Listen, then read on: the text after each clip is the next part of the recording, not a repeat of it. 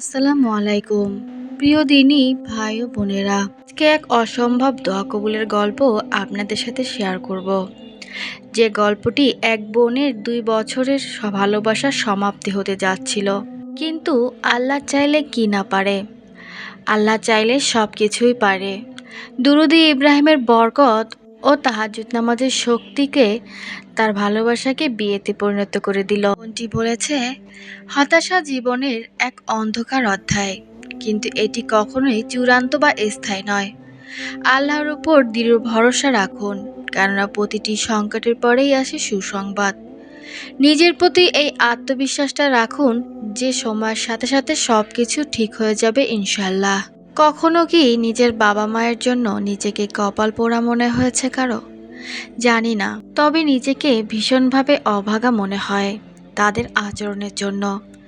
২৬ বছর বয়স আমার, ৩ বছর যাবৎ চাকরি করতেছি এবং বেতনের অর্ধেক টাকা তাদের হাতে তুলে দেই।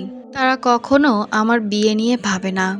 আমার বন্ধু বান্ধবীর আত্মীয় স্বজনদের মধ্যে যারা আমার বয়সী ছোট, তাদের সবার বিয়ে হয়ে সন্তান হয়ে গেছে। ইদানিং তো চেহারায় বয়সের হালকা ছাপ পড়ে গেছে, কোনো লাবণ্য নেই চেহারায়। ৫ মাস হলো একটা ছেলের সাথে পরিচয় হয়েছে আমার। ছেলেটি অত্যন্ত নম্র ভদ্র স্বভাবের, ৫ ওয়াক্ত নামাজ আদায় করে, আমার সাথে চাকরি করে। অনেক দিন থেকে সে আমাকে পছন্দ করত, কিন্তু আমি কখনো খেয়াল করিনি সে ভীষণভাবে আমাকে চায়। এখনও হারাম সম্পর্কে সে থাকতে চায় না। সরাসরি আমাকে প্রস্তাব দিলেও সে আমাকে বিয়ে করতে চায়, সম্পর্কটাকে হালাল পরিণয় করতে চায়। ছেলে এতিম হওয়ায় তার মামা আর চাচা এসে আমাকে দেখে পছন্দ হয়েছে। ছেলের অভিভাবক হিসেবে বিয়ের কথা পাকাপাকি করতে আসবে আমাদের বাড়িতে।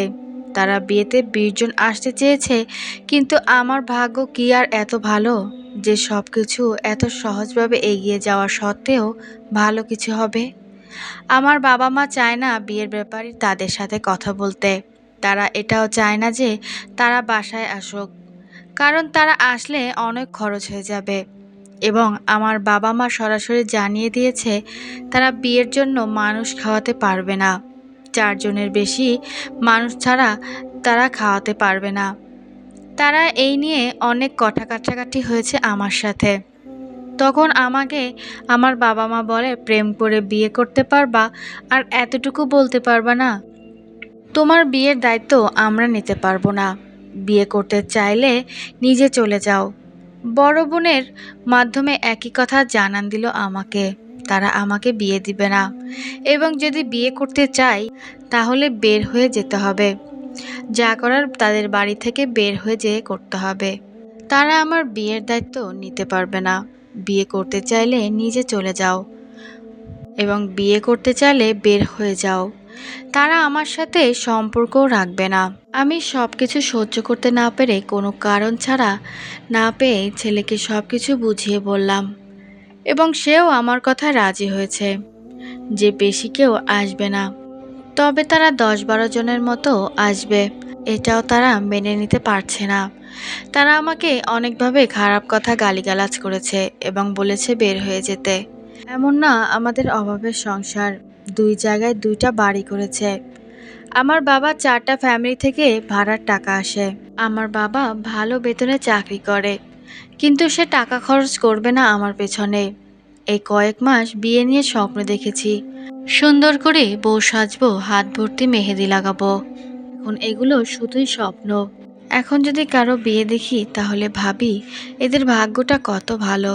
অন্তত এদের বাবা মা কয়েকজন মানুষকে খাওয়ানোর ভয় করে নিজের সন্তানের মুখের কথা চিন্তা করে সুন্দর করে বিয়ে দেয়। আসলে এই মেয়েগুলোর মতো ভাগ্যবতী আর কেউ হয় না। তখন আমার বাবা মা ছেলেটিকে বলে, আমি আমার মেয়েকে তোমার সাথে বিয়ে দিতে চাই না। তখন ছেলেটিও বলে, আমার পক্ষে তোমাকে বিয়ে করা সম্ভব না, কারণ তোমার বাবা মা আমার হাতে দিবে না। তখন সাগরের ঢেউয়ের মতো কোনো কূল কিনারা খুঁজে না পেয়ে সব মিলিয়ে হতাশার অতল গহ্বরে ডুবে যাচ্ছিলাম। তখনই একদিন ইউটিউবে দুরূদ ফজিলত নিয়ে আপনার একটি ভিডিও লেকচার দেখি। তখন ফজরের দিকে নিয়ত করলাম একবার চেষ্টা করে দেখি, যদি আল্লাহ আমার সহায় হন এই পোড়া কপালে। আমি ঠিক করলাম প্রতিদিন ১,০০০ বার দুরূদ পড়ব, ৫ ওয়াক্ত নামাজ আদায় করব, পাশাপাশি তাহাজ্জুদ নামাজ পড়ব সপ্তাহে ৫ থেকে ৬ দিন। তাহাজ্জুদ নামাজের সেজদা কেঁদে কেঁদে দোয়া করাগুলোকে আল্লাহ প্রত্যেক ভাগ্য পরিবর্তন করে দেওয়ার জন্য যথেষ্ট। আলহামদুলিল্লাহ। ভবিষ্যৎ নিয়ে খুব দুশ্চিন্তায় মগ্ন হয়ে গিয়েছিলাম, কিন্তু যখন বুঝলাম আল্লাহ আমার সহায় আছেন, তখন ধৈর্য ধরলাম। তাহাজ্জুদ নামাজে ১০ বার আস্তাগফিরুল্লাহ ইন্নাল্লাহা গফুরুর রহিম পড়েছি, ১০ বার সুবহানাল্লাহ পড়েছি, ১০ বার লা ইলাহা ইল্লাল্লাহু পড়েছি, আবার ১০ বার আল্লাহু আকবার পড়েছি। আল্লাহর কাছে বারবার চেয়েছি এবং মোনাজাতে চেয়েছি, হে আল্লাহ, আমি তোমার পাপী বান্দা, আমাকে তুমি আমার ভুলগুলো ক্ষমা করো এবং আমাকে রহম করো। আমাকে তুমি এমন শাস্তি দিও না যাতে আমি ইহকাল পরকাল দুটোই দুর্ভাগ্যবান হই। হে আল্লাহ, আমি শুধু এক অস্তিত্বহীন উপমা, নামহীন রূপহীন শূন্যতায় গড়া। হে আল্লাহ, হে আল্লাহ, আমি আপনার অযোগ্য বান্দা হওয়া সত্ত্বেও আপনি আমাকে যোগ্যতার বাইরে অনেক কিছুই দান করেছেন। আমি আমার পরিবারের ভালোবাসা পাইনি, কিন্তু আপনি আমাকে ভালোবাসা দিয়েছেন। হে আল্লাহ, আমি এবারও বিশ্বাস করি আপনি আমাকে নিরাশ করবেন না। আমি জানি আমি ছাড়া আপনার অনেক উত্তম বান্দা আছে, কিন্তু আপনি ছাড়া আমার কেউ নেই আবদার করার মতো। হে আল্লাহ, আমি দুর্বল, আমার ধৈর্যের পরীক্ষা নেবেন না। আমি তার উপযুক্ত নই, কিন্তু আপনি আমাকে তার উপযুক্ত বানিয়ে দিন। আপনি আমার সাথে বিবাহ বন্ধনে আবদ্ধ করে দিন আমার ভালোবাসার মানুষটিকে। পরিবারের সবাইকে রাজি করিয়ে দিন। আপনি আমার পরীক্ষা সহজ করে দিন। আপনি আমার ডাকে সাড়া দিন। আমার চাওয়া পাওয়াগুলো পূরণ করুন। এই বলে নবীর উপর দুরূদ পাঠ করে আল্লাহর প্রশংসা করে মোনাজাত শেষ করি। তবে দুরূদে ইব্রাহিম আমার জীবনকে সত্যি অন্যরকম করে দিয়েছে। দুরূদে ইব্রাহিমে বরকতে সত্যি বলতে আমার জীবন এখন দুরূদে ইব্রাহিমের সাথে মিশে গেছে। আমি প্রতিদিন ১,০০০ বারের অধিক দুরূদে ইব্রাহিম পাঠ করি। শুরুতে ভাবতাম এত বেশি দুরূদ কি আমার সত্যি জীবনে কোনো পরিবর্তন আনবে, কিন্তু এখন আমি নিজে জীবন্ত প্রমাণ। দুরূদে ইব্রাহিমের বরকতে আমার সাথে তার সাথে বিবাহ বন্ধনে আবদ্ধ হয়ে গিয়েছি। আমার ফ্যামিলিও রাজি হয়ে গিয়েছে ইনশাল্লাহ। তারা আমাকে এখন এত ভালোবাসে, মনে হয় আমি তাদের ঘরে নতুন করে আবার জন্ম নিয়েছি। আর মায়ের কথা কি বলবো, সে তো আমাকে এত ভালোবাসা দিয়েছে যা বলার বাইরে।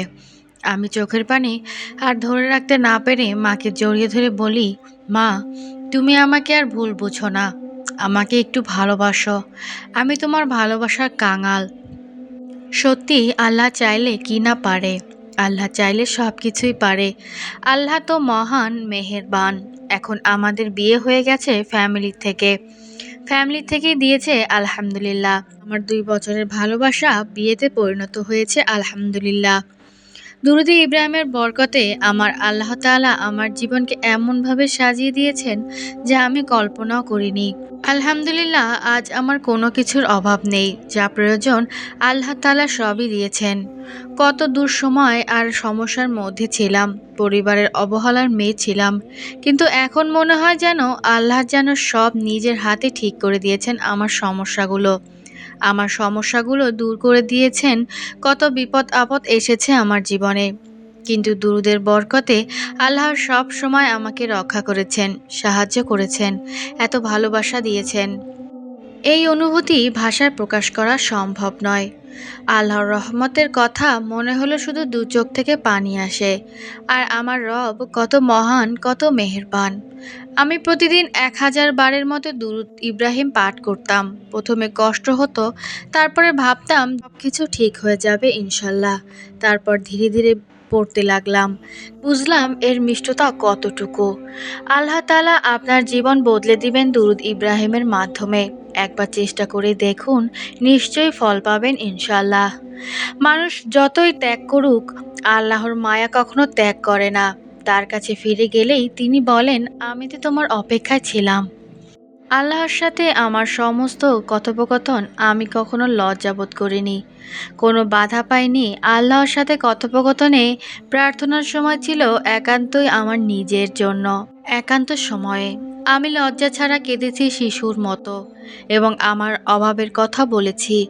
কোনো রকম দ্বিধা ছাড়া আমার কেউ কান্না থামিয়ে শান্ত হওয়ার কথা বলেনি।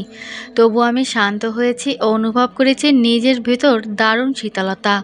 আমার ভেতরের সমস্ত বিশৃঙ্খলা মুছে গেছে এবং আমি সহৃদয় তৃপ্তির সাথে বলেছি, আমার জন্য আমার আল্লাহই যথেষ্ট। আমি সিজদায় কেঁদে কেঁদে দোয়া করেছি।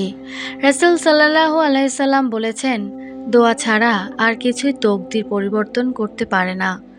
আর নেক আমল ছাড়া কিছুই বয়সের বৃদ্ধি ঘটায় না। তুমি যা হারিয়েছো তা তোমার হক হয়ে থাকে তাহলে চিন্তা করো না। আল্লাহ ঠিকই ফিরিয়ে দেবেন। আল্লাহ পরিকল্পনার উপর ভরসা রাখুন। আমার দুর্বল পরিকল্পনার উপরেও একজন উত্তম পরিকল্পনাকারী আছেন। এই ভাবনাটা আমাকে এক আকাশ পরিমাণ স্বস্তি দেয়। আলহামদুলিল্লাহ। আল্লাহ সবাইকে বিবাহ বন্ধনে আবদ্ধ করে দিক, সবাইকে নেক হায়াত দান করুক, সবাইকে ৫ ওয়াক্ত নামাজ পড়ার তৌফিক দান করুক, সবার মনের নেক আশা পূরণ করুক। আমার ভিডিওটি ভালো লাগলে বেশি বেশি শেয়ার করে দিবেন এবং আমার চ্যানেলটি সাবস্ক্রাইব করে আমার পাশেই থাকবেন। সবাই ভালো থাকবেন। আল্লাহ হাফেজ।